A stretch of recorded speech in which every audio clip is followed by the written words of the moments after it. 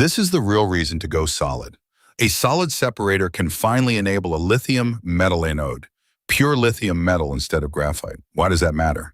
Lithium metal stores 3,860 milliamp hours per gram, about 10 times graphite, and it sits at the most negative electrode potential of any metal, minus 3.04 volts, which maximizes the cell's voltage. So you replace a thick, heavy graphite slab with a thin lithium film and pack far more energy in. The boldest version is anode-free.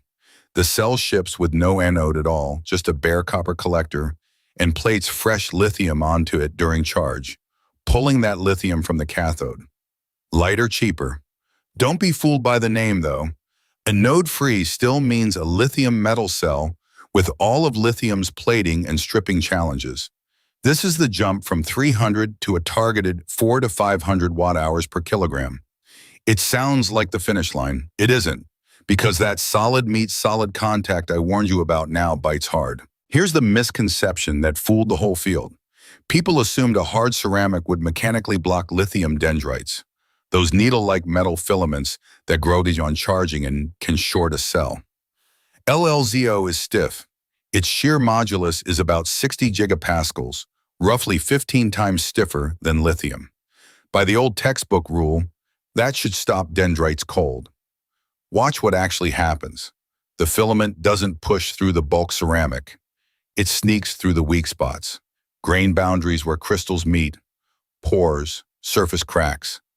It threads the defects, crosses the slab, and shorts the cell, often at modest currents above a fraction of a milliamp per square centimeter. The lesson, written on screen: stiffness is not safety. Microstructure decides. The quality of the ceramic, not just its hardness.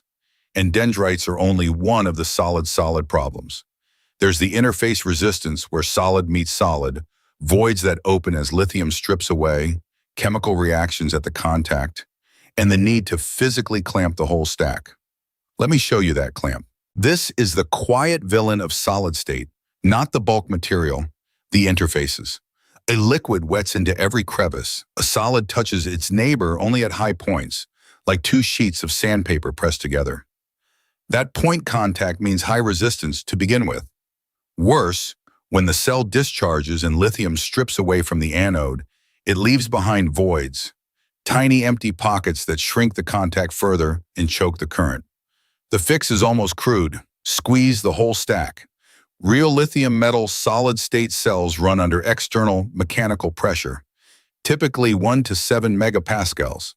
Some lithium alloy designs need 50 to keep the surfaces mashed together and the voids closed. But that pressure hardware is dead weight and dead volume at the pack level, eating into the very energy density we came for. Add brittle ceramics needing 1100 degree sintering, sulfides demanding dry rooms, and costs of $400 to $800 per kilowatt hour, 3 to 8 times today's lithium ion. So when do these actually arrive? Let me give you the real timeline. So where does solid state really stand in 2026? Honestly, pre-mass production. Sample cells and pilot lines, not gigafactories. Quantumscape ships an anode-free cell called QSE5, 5 amp hours, about 844 watt-hours per liter, 301 watt-hours per kilogram, charging 10 to 80% in 12 minutes, keeping over 95% capacity after 1,000 cycles, but only as B samples, with mass production targeted around 2028. Toyota bets on sulfides, claiming 1,000+ kilometers of range and 10-minute charging by 2027, 2028. Samsung demonstrated 900 watt-hours per liter with a silver carbon anode. Notice that QSE5's 301 watt-hours per kilogram is barely ahead of good liquid lithium-ion today. The 400 to 500 figures are still targets. Cost parity isn't expected until roughly 2032 to 35. Solid state is coming, but the timeline has slipped before and may again. Meanwhile, a third door asks a completely different question. Not how to store more, but how to store it cheaply from materials the Earth is drowning in. Door 3. Sodium ion. The idea is beautifully simple. Sodium sits right below lithium on the periodic table and behaves much like it, shuttling between electrodes the same way. But sodium is everywhere, in seawater, in rock salt, about 1,000 times more abundant than lithium, and far cheaper. It even lets you use aluminum current collectors and skip scarce cobalt and nickel. So what's the catch, Chimam? The sodium ion is noticeably larger and heavier than lithium, so it moves more sluggishly and packs less energy. Today's sodium ion cells land around 150 to 175 watt-hours per kilogram, closer to mid-range lithium ion, not at the frontier. That's why it can't replace lithium in a long-range sports car or a featherweight drone. But for jobs where weight barely matters and cost rules everything, grid storage parked in a field, cheap city scooters, backup power, abundance beats density. Sodium also shrugs off cold better and is safer to ship at zero charge. It's not the highest energy door, it's the cheapest, most abundant one. Different problem, different winner. Quick word on the honorable mentions, because the lab is busier than any single episode can hold. Lithium-sulfur is the dreamer's chemistry. Sulfur is dirt cheap and abundant, and in theory, the pairing stores far more energy per kilogram than today's cells. Wonderful for aviation, where weight is everything. The trouble is longevity. Intermediate sulfur compounds dissolve and shuttle back and forth inside the cell, slowly wrecking it, so cycle life stays short. There are sodium variants, magnesium ideas, redox flow tanks for the grid, and more. Most share one honest truth. They trade away one virtue to gain another, and none is a clean, all-around replacement for lithium-ion yet. That's the real shape of battery progress. Not one miracle chemistry, but a widening menu, each item tuned for a different job. Which brings us to the question that ties this whole episode together, the one a good engineer actually asks. Not which battery is best. There is no best. The right question is, which battery for which job? Let's tie it together with the only question that matters. Which battery for which job? Watch the matches light up. A long-range car wants energy density and reasonable cost.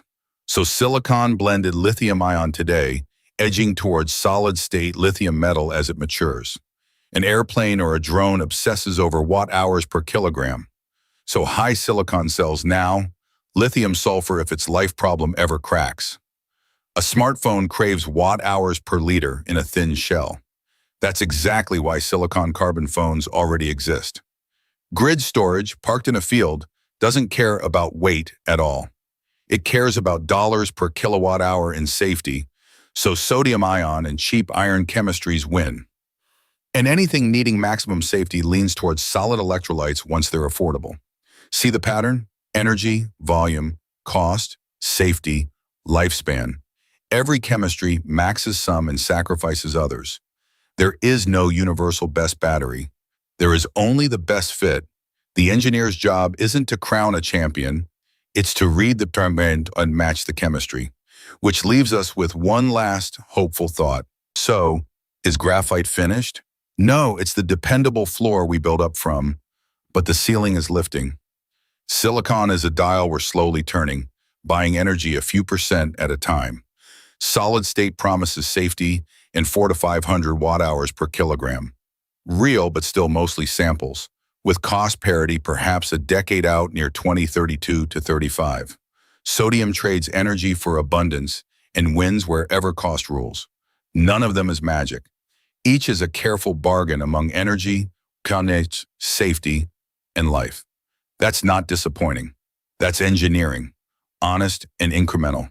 And it's how every transformation actually happens. Not one leap, but 1,000 patient ones. Next time in episode 6, we follow the battery to the end of its life and ask the question that decides whether any of this is truly clean. What happens when it dies? Recycling, second life, in the race to close the loop. Until then, I'm Faraday. Keep asking where the lithium goes.